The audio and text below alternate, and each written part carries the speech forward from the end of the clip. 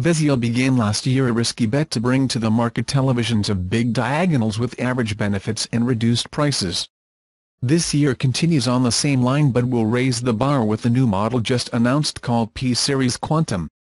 It is a TV with LCD-LED UHD panel that will implement quantum dot technology to improve the volume of color and the zone lighting system or local full-array dimming FALD with 192 different zones with which to achieve a better contrast and depth of the dark tones.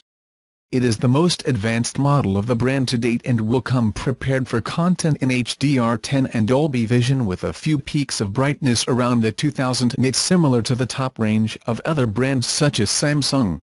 They have also incorporated a scaling engine called Spatial Scaling Engine to improve performance with non-4K content and a 240 Hz refresh system to artificially improve the movement sensation of the images.